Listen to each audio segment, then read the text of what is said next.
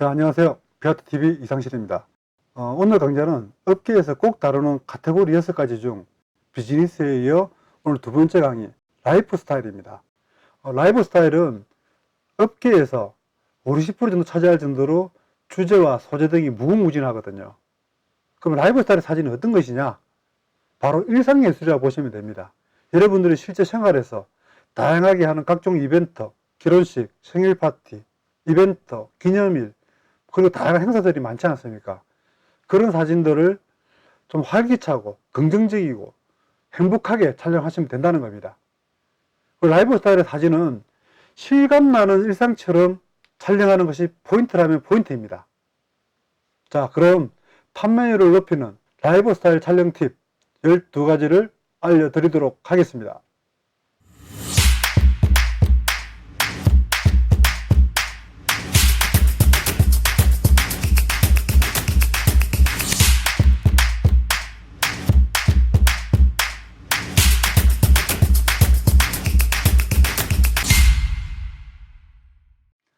첫 번째, 보여주고자 하는 스토리를 명확하게 전달하기. 프레임 속에 보여주고자 하는 이미지 외에 다른 것들은 프레임 밖으로 빼버리라는 것입니다. 각각의 이미지들은 모두 연관성 있게 보여줘야 하고 프레임 속에 있는 이미지들은 다 그 주제를 뒷받침하는 배경이 되어야 한다는 것이죠.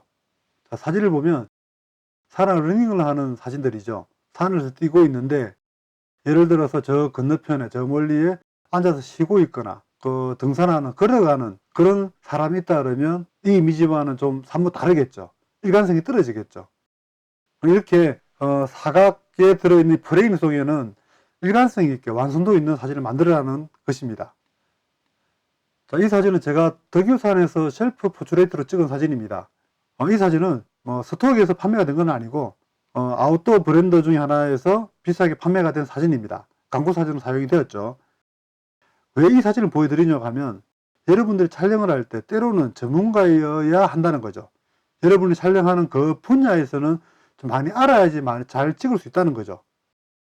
여러분이 알고 있는 고어텍스 자켓이라는 고어텍스 브랜드라는 데에는 4가지의 원단이 있습니다. 2레어, 3레어, 액티브쉘, 그리고 프로쉘. 겨울산이라든지 히말라야의 고산 같은 이런 산을 갈 때는 프로쉘이라는 원단을 만들어진 고어텍스를 입습니다. 원단이 조금 더 두껍죠. 가격은 조금 더 비쌀 테고요.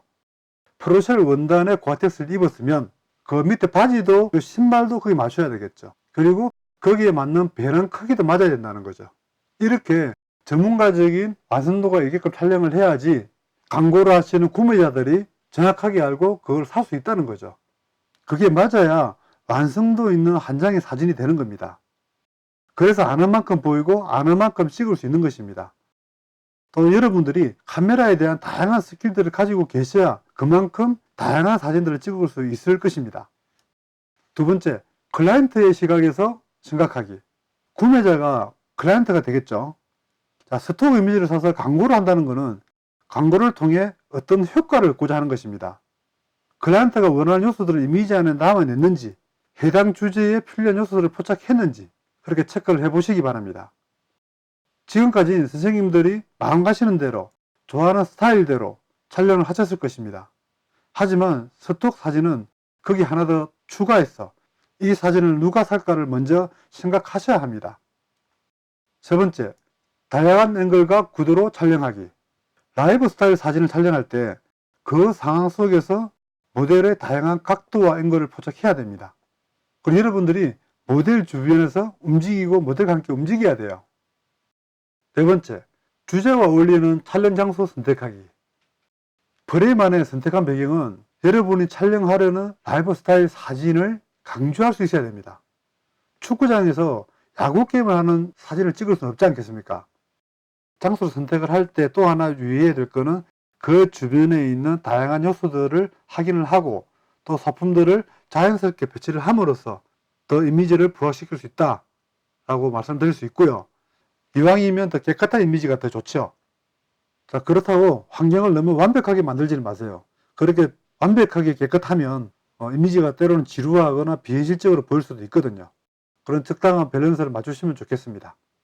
다섯 번째, 결정적인 순간 포착하기. 라이프 스타일 사진에서는 이 결정적인 순간을 담아내는 게 가장 현실적으로 보여줄 수 있는 포인트거든요. 이제는 카메라 성능이 워낙 좋아져가지고 뭐 날아가는 총알 정도도 충분히 찍을 수 있잖아요. 총알 한 번씩 다 찍어보셨죠? 어려운 거 아니잖아요. 아, 총 없으세요? 뭐 총은 뭐 알아서 사시고, 총 사시면 말씀하세요. 이제 총알은 제가 보내드릴게요. 이 사진은 두 모델을 사용한 연출 사진일 텐데, 앞에서 이제 이야기하는 컨셉을 촬영을 하면서 중간중간 계속 셔터를 눌렀을 거잖아요. 이렇게 밝은 표정이 나왔을 때 그림을 잡아내는 거죠. 사진 참 좋죠. 우리나라에도 반려동물을 키우는 사람들이 1000만 명이 넘었다고 합니다. 4가구 중 1가구가 반려동물을 키우는 셈인데, 그러면 이와 관련된 이미지들이 많이 필요하겠죠. 너무 개를 개처럼 찍지 마시고, 이렇게 개가 이렇게 점프하잖아요. 집에 있는 개들은 다 날아다니잖아요. 가족과 함께 노는 구성원처럼. 그리고 손자, 손녀들이 반려동물과 노는 이런 모습들을 배경을 단순하게 시켜서 이왕이면 그 주제에 집중할 수 있게끔 그렇게 촬영을 하시면 판매에 도움이 많이 되지 않을까라는 생각을 합니다. 뭐 스포츠에서 점프를 한다든지 뭐 이런 순간들을 찍으시면 되는 거죠. 6번째, 전문 모델뿐만 아니라 주변 사람들 모델로 활용하기. 전문 모델을 이용해 촬영하면 편하게 촬영할 수는 있죠. 뭐 어느 정도 연기도 되고 표정도 되고 뭐 돈을 받았으니 뭐 원하는 포즈도 잘 해줄 거고. 하지만 스톡을 시작하는 입장에서 그런 비용을 지불하면서까지 촬영하는 거는 좀 부담스럽잖아요. 여러분들이 이런 작업을 오래 하시다가 보면 뭐 기획 촬영을 할 수도 있습니다. 그때 그렇게 하시면 되고요. 당장은 주변에 있는 사람들을 활용해서 촬영하는 것을 권장드립니다. 실제로 가족을 이용해 촬영을 하면 서로가 서로 더 잘 알기 때문에 있는 그들의 표정이 나올 수 있거든요. 요즘은 스톡에서 원하는 이미지들이 가장 자연스럽거나 그리고 파파라치가 찍은 듯한 그런 느낌의 이미지 있죠. 그런 걸 원하는 추세이거든요. 그리고 여행을 가시거나 뭐 나들이를 가실 때 스톡 사진을 찍겠다는 마음을 가지고 피사체를 바라봤을 때는 앵글이 달라지겠죠. 구도도 달라질 것이고. 그러면 자연스럽게 여러분이 찍는 가족 사진도 훨씬 더 좋아지겠죠. 사진 잘 찍는다는 소리도 분명히 듣게 될 것입니다. 물론 비용 절감도 되고요.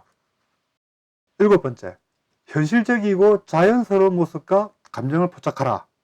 라이프 스타일 사진은 포즈를 딱 취하는 사진들이 아니거든요. 이런 사진을 찾는 고객들은 현실 속에서 펼쳐지는 그런 이야기를 찾고 있습니다.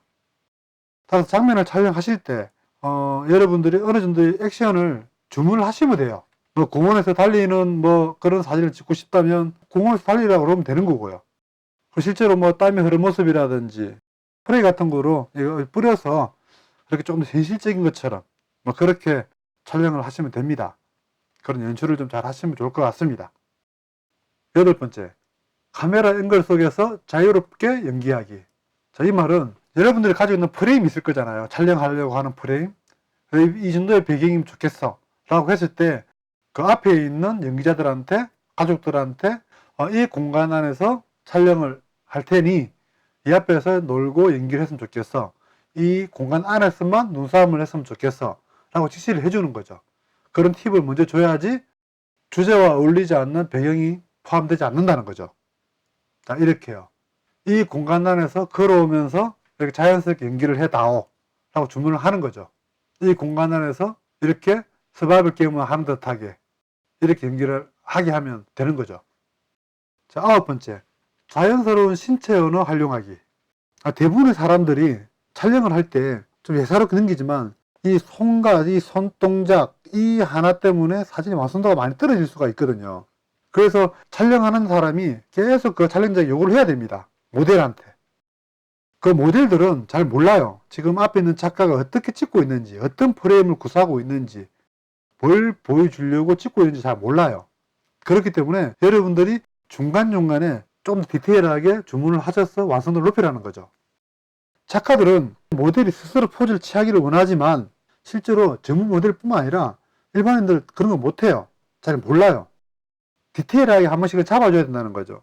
그렇다고 너무 많은 주문을 해버리면 너무 또 부자연스러워져요.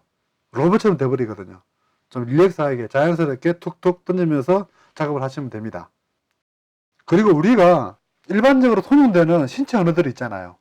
이 손을 이렇게 했을 때 뭐 하트, 뭐 사랑 이런 게 된다든지 머리를 싸매고 뭐 고민을 한다든지 그리고 뭐 주문을 불끈 쥐고 화이팅을 한다든지 그런 다양한 신체 언어들을 활용을 해서 작업하시면 됩니다. 이런 사진들은 사진 속에 메시지가 들어있잖아요. 10번째, 촬영 시 끊임없이 촬영 목적을 상기하라. 어떻게 보면 이것이 가장 중요한 팁일 수 있습니다. 왜 이 사진을 찍느냐는 것이거든요. 이유 없이 찍는 사진은 없을 거예요. 그죠? 그런데 이 강의는 스톡 사진을 위한 강의입니다. 예술 사진을 하는 강의가 아니잖아요. 어떤 메시지를 보여주기 위해 지금 이 피사체를 찍는지, 어떤 고객에게 이 사진이 팔리기를 원하는지에 대한 늘 상기를 하면서 셔터를 누르라는 거죠. 그래야만 모델의 포즈를 요구할 수 있고 손동작의 변화를 시킬 수 있고 앵글과 구도가 달라지고 렌즈의 선택이 달라지고 프레임이 달라지는 것이거든요. 그렇지 않으면 결과물은 여러분이 상상하는 그대로입니다. 사진은 카메라가 찍는 것이 아니라 카메라 뒤에 있는 여러분이 찍는 것이거든요. 카메라가 바보가 아니라 여러분이 바보이기 때문에 좋은 사진이 안 나오는 거예요.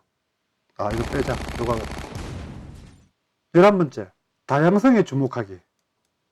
다양성은 항상 중요합니다. 뭐 연령, 성별, 능력, 민족, 신체, 유형 등의 다양성을 보여주잖아요. 우린 지금 글로벌 시대에 살고 있습니다. 동양인과 서양인처럼 이런 식의 글로벌 시대에 맞는 이미지들을 작업해내시면 됩니다. 아울러서 약간 대비적인, 대조적인 그런 걸 이용해서 촬영하셔도 괜찮다라는 말씀을 드립니다. 12번째, 최대한 망원렌즈를 활용하여 배경을 단순화시켜라. 배경을 단순화시키라는 거예요. 메시지를 단순화시키기 위해서는 망원렌즈를 활용해서 배경을 날려버리면 되거든요. 그래야 주제가 뚜렷하게 보이거든요. 아포커싱을 시켜야 이야기하고픈 주제를 부각시킬 수 있어요. 그래야 메시지 하나에 집중할 수가 있는 거죠. 그리고 아포커싱 된 그 부분은 카피 스페이스를 활용이 가능합니다. 이렇게 이런 공간들을 카피 스페이스를 쓸 수 있는 거죠. 이 공간 되게 중요하거든요. 물론 모든 사진을 아포커싱 시키라는 거는 뭐 그런 말은 아니라는 걸 아실 거예요. 바보 아니잖아요. 그죠? 찍고자 하는 피사체에 따라서 효과적인 렌즈 선택을 하라는 거죠. 이런 사진을 펜 포커스를 맞춰버리면 사진의 깊이가 달라지겠죠. 안 팔리겠죠.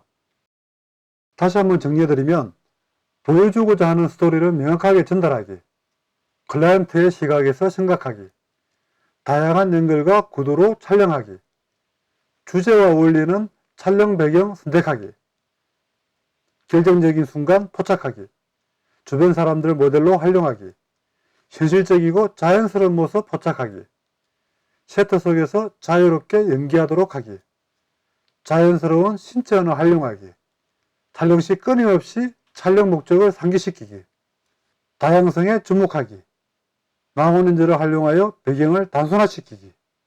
자, 이렇게 해서 오늘은 판매율을 높이는 라이프스타일 촬영 팁 12가지에 대해서 말씀을 드렸습니다.